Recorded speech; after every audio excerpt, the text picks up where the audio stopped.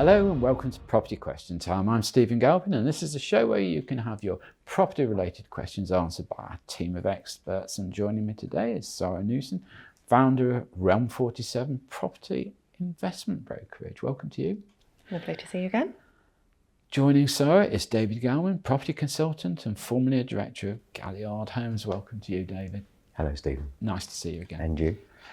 Good. Okay, well, we'll get straight on with the questioning. Sorry, you're going first. Can the experts suggest to me what would be a reasonable rate of return on residential properties, both in the south and north of England, and which perhaps would be the less risky area for an investment? Okay, yeah. So a lot of people will look at gross yield when they're talking about returns. So you might be looking at sort of 6% in a place where there's higher growth. Perhaps London, parts of London, you might be looking at 6% in York. In places like Hull, you might be looking at yields of 10% plus. However, I prefer to look at how hard my money's working for me. So I would encourage people to learn about return on investment as a calculation and look at those percentages rather than gross yield. Gross yield's used a lot by valuers as a cross-checking exercise, actually. But if you've got a property where you're including bills and like an HMO or a serviced accommodation unit, that gross rent and the value of the property isn't really going to give you a strong indication of how good that investment is. You need to look at the net rent, which is called cash flow after your bills, and also the amount of money that you've actually put into the deal. And then what we would do is we would take the annual cash flow, divide that by the capital in the deal, and we'd get the return on investment percentage. That is a critical figure for us, and that's what we operate on. So in York, you might be looking at somewhere around sort of 10 to 20% ROI. In Hull, you might be looking at the moment deals at about 15%, 15 up to 25%. 25% would mean that you'll get your money back out in 4 years. So yeah, I think in terms of the north and the south, you need to be looking at a bigger picture. So you need to be looking at capital growth as well with it. So you might get a lower percentage return in York and you might get a higher percentage return in Hull, but you're also going to have much higher overall growth. So you need to know what your overall objectives are in investing in property before you kind of decide which locality to go to. So when you're quoting something like 25%, how are you getting that? Just fantastic HMO deals. Right. Fantastic HMO deals at the moment. You're lucky to get 5% down here. 5%, you're Yeah. lucky to get 3%, I would suggest at the moment. I think the difference is in London and the South East, the play has always been, I'll get a return on my investment, but the yield and the return is less important because they've always had very, very decent capital appreciation, capital growth. So you marry the two. Exactly. Yeah. I think for me, the key answer to that question would be, you've got to stay in it for the long term. If you're looking to buy something on a short-term gain, it just doesn't exist. So if you look at all the property developers that are exceedingly wealthy going forward, is they've never sold. They've just held their property portfolio long term. I think I'm moving to York. Diversify into somewhere where it's got good, strong growth, I would say. So long-term holding in an area where there isn't significant growth isn't going to be that amazing. But if you long-term hold in an area of decent growth, you're going to be laughing. That's real wealth building. And I think in terms of like the risk side of things as well, part of the question was about risk. There's going to be risk in every locality. So in London, it's about finding the pockets. So there's pockets in Hull, there's pockets in York. There are streets that I will not look at in Hull, and I wouldn't advise people to buy there. So I think there's a lot that needs to look at. You can't say the south or the north is better. I would need to speak with that person and give them a lot more information. Okay, got it. Anything to add, David? No, I think it's important to you were talking about pockets in different locations. It's key to try and find that next regeneration area. Yeah. David, interesting point on areas. Are you a fan of this sort of following the railways? You know, when we had the Elizabeth line, people were investing in the station areas on that route. Has that paid off for them? I think it has in certain locations, definitely paid off. Follow the railways. I think the next thing will be, and it probably is anyway, follow the good schools. Especially So if they're that's an going interesting to point. kill private schools, follow the grammar schools. Yeah, not the private ones, because they're going to be. They're going to go bust. They're going to be plus VAT, aren't they? So, Another whatever else. 20% added. Okay, that's a good point. Okay, thank you for that, Sarah. David, do the panel think that 106 agreements and developer surcharges and taxes are contributing in too great a way to the overall cost of housing, restricting opportunities for young people to get on the housing ladder? Does it suffice if I just say yes, or would you like me to expand? I think I'd go the same. I mean, every added cost has caused an issue, and it's stopping a number of developers from even contemplating schemes. By the time in certain areas you've got the 106, minimum of 35% social housing, and depend who you're going to get as to whether that's going to increase. Add on to that the seal payment, add on to that all the environmental charges, and all of a sudden viability becomes, well, just non-viable is the reality. And there are so many developments that have been shelved or are just not proceeding at the moment until we can see construction costs come down and better negotiation with the local authorities. I mean, what's quite interesting, I mean, sorry, you're probably not going to realise, but in this particular area, which was originally called, I think, the Docklands Regeneration Area, they took all the planning restrictions off and said, provided it meets building regulations, you can build what you want. Wow. Whatever, however high, however low, however wide, whatever, just go do it. And it was an amazing success, wasn't it? It was incredible. And it was only when, I think, to be fair, the government started interfering in Canary Wharf with their financing, and suddenly the local authorities there started to realise there was good sort of remuneration to be had from these big buildings. It started to go wrong, and the restrictions came in. But in those early days, I mean, it was just phenomenal, wasn't it? The speed at which developments were able to commence and finish back in you and I are going to go back to the 1980s and early 1990s. Everything happened very, very quickly because you didn't have, you weren't waiting 2 to 3 years to get planning for starters. No. Fantastic. To go back to those days. But, maybe there should be other development corporations around the country. I mean, it's been spoken of, but I don't see it really happening. Do you? No, but I do see a lot of derelict areas, underdeveloped areas, and people talk about maintaining green belts and things. I don't think there's any need to disturb the green belts or the green areas, with a bit of careful thought. I mean, there are some ridiculous planning laws concerning green areas, aren't there? For instance, you can build a park and ride car park on them and things like that. Well, that's really attractive, isn't it? Lovely for a day out. How you style the countryside. We'll all go to the car park for a picnic. But no, I just think a little bit more freedom would do as well. And again, you've got parish councils, and I understand that people who live in a small village want to feel that they can contribute to the planning process by ways of input of thought and so forth. But that becomes a full-blown planning process in itself, doesn't it? Before it can get passed on to... It just smells of NIMBYism the whole way through, doesn't it, unfortunately? It does.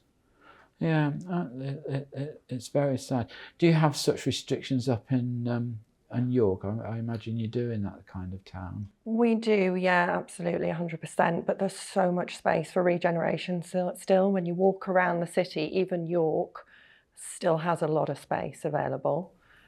So I agree that we don't need to push out into greenbelt land yet. No. We can do a lot of infill work. There is a lot of regeneration going on in York, and there's so much space in Hull.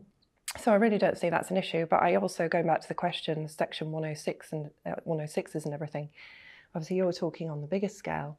Even on the smaller scale, it's a problem. It's killing developments. A small commercial unit converting into residential, all the extra costs, it's just no longer viable. And the small profit margin that's there, it's not worth the risk, because that could get very quickly eaten up if something came up when you're actually building. Well, and again, you've got, I mean, David, you must have hit this many times. You get this requirement for Class D space underneath your development. Class D in essence means that it's got to be for a community activity. Correct. I think that's the broadest term of it. And they just sit there empty, don't they? They sit there empty, or you end up giving it away to some charity, which is great that the charity is getting hold of it and getting free space and stuff. But that again is a tax on the developer. Yeah. I don't think people realise that it's not just the fact that you've lost money on 35% of the development. More than likely, you don't even break even on social housing these days. You will lose money on it, but that's a tax that you're paying. Followed by, you've had to put so much commercial space in, and most of it's the wrong commercial space. Yes, yeah, okay. I think if you could lend David a handkerchief to wipe the tears from his eyes with his developer-orientated answers, I think we'll do that. Okay, well, that's all we've got time for in this half of the show. So join me again after the break, and we'll be asking David and Sara more of your questions.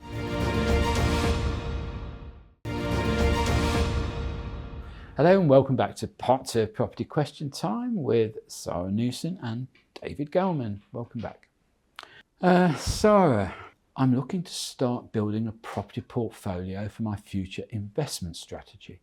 Obviously, what and where I buy will be critical to the portfolio's success, but I'm nervous that advice from estate agents is more than geared to their sales activities rather than my interests, and wonder if there's a more independent source of advice available to somebody new to the industry like me.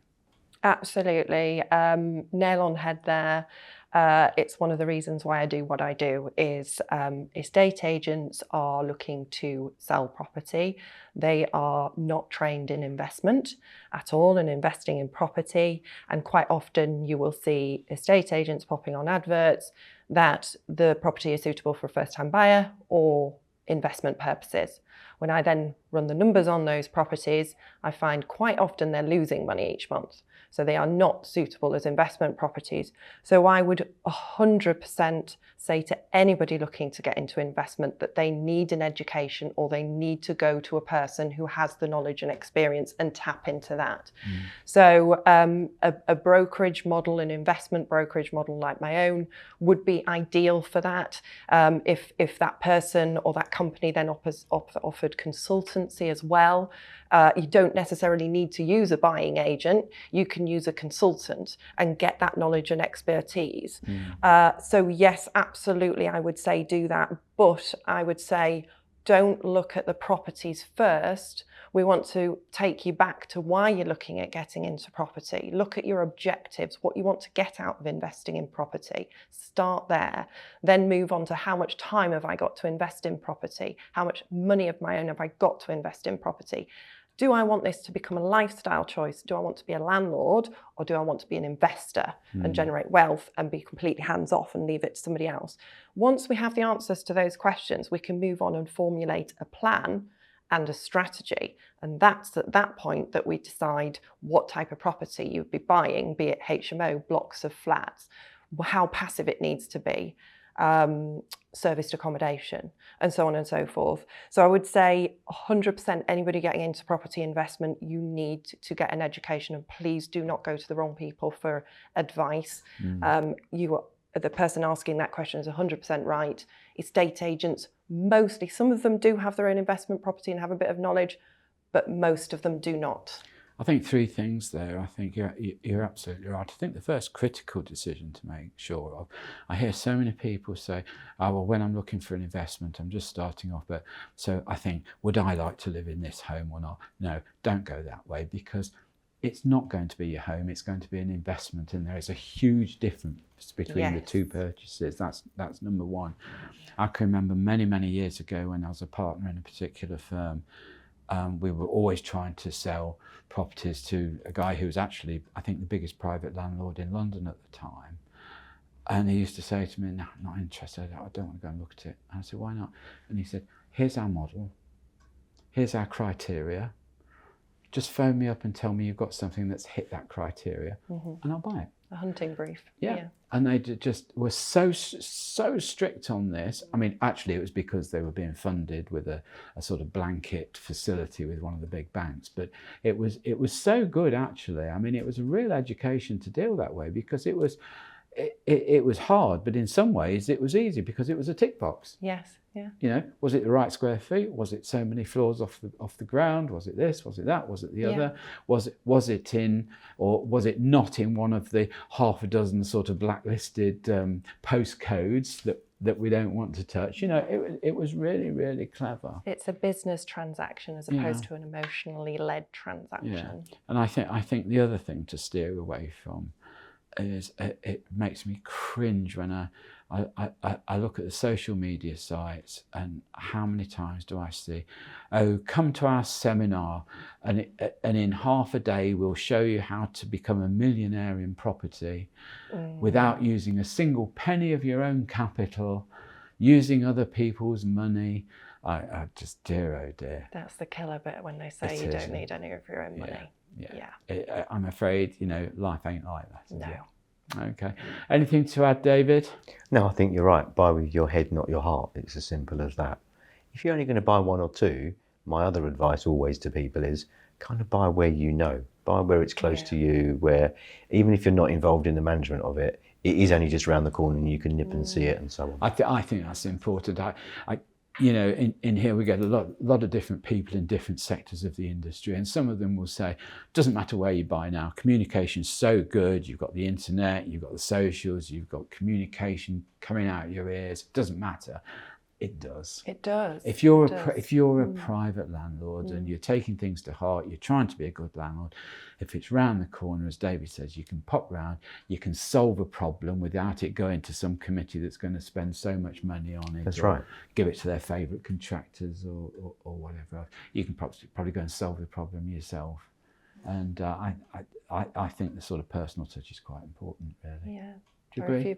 Well, if you're getting up to having multiple properties, it's not always possible to do that. No, true. So, yeah, I think it's very, very important to know that there are good teams in that area in terms of management companies. But again, you know, you say you think about things. Well, yeah, and think about those steps yourself. So at what point have I got enough properties? I've got enough to cope with. I've got a job. I've got something else going on. I've got family things happening. I don't want more than 2 or 3. But make that bridge there. Think about it. And if you're suddenly tempted to go 4, 5, 6, just understand what that's going to mean in terms of extra work, extra management, extra commitment. You might have to make it your business at that stage. And sometimes extra capital. Yeah. Okay. All right. We're all finished on that? Good. Yep. Thank you. David, I'm moving from buy-to-let investments into development. Brave chap. I'm about to commence construction of a 40-unit development in central London with a GDV of around £38 million. I'd like advice on whether I should market through estate agents, that's one or more, my own sales team, or perhaps an independent company providing marketing teams. Any advice would be gratefully received. So if you're just moving into development, so you're not going to have a sales team and you're not going to have an experienced sales team, so you can probably cross that one off straight away, unless there's someone you know that could come in and run that for you. So very different to how I used to be involved in multiple sales of multiple developments, but I would now advise central London, what sounds like a scheme of a certain style, I would go to one of the main leading agents and also the best independent that you can find to work alongside of them. So don't give it to just one agent who might just stick it in their drawer and not do enough with it, unfortunately, but try and find one of the best independents that's really going to work hard for you. It's always appeared to be the case that you get one of the big boys on it, and I won't name them, we all know who they are, and you've got a smaller independent agent working alongside them. You can bet your bottom dollar that the independent agent sold twice as many as the big boy, but you still need them, especially for the marketing, and you need them for their name. Especially with the big firms, there's a lot of ego involved, isn't there? Exactly. If it's not big enough, if it's not flashy enough, if it doesn't suit their particular advertising style, it's collecting an instruction rather than... Very often that's the case, yes. Yeah, very often. But now I would advise, use an agent, use a professional firm, use one of the big, well-known estate agents, and you can use their marketing collateral and their clout, but find an independent, depending where you are. Find an independent that will work hard for you. I think things have relaxed a little bit. I remember many, many years ago, unless you had one of the big 3 or 4 as your agent, you probably wouldn't get your bank finance, would you, to develop? Well, yeah, that used to be the case. Not anymore, but the banks are beginning to take the opinion of the big estate agents again. They want to know in terms of values, sales rate, run of sales, how long you expect to take, etc. So you do have to bear all that in mind. And using the larger firms, you can take advantage not only of their marketing teams and so on, but their research teams and stuff like that, which is very important. The other thing is that I just mentioned there, I hope you agree, David, is that when you do have a big firm on board, you tend to have less trouble with valuers. Often. Because the valuers won't want to cross a big firm. They won't want to question their advice quite so much. Generally, that's right. I mean, there are still 1 or 2 valuers out there that I'm not going to name on here, but that I'm still having trouble with to this day. I'm sure we've all met them.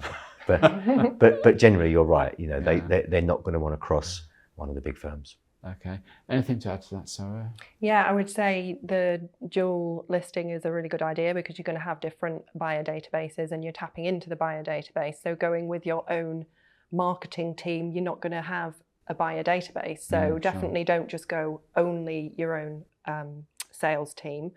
But, you know, when you get to a certain size, is there value in having a show flat and somebody actually on site 20, you know, or 7 days a week?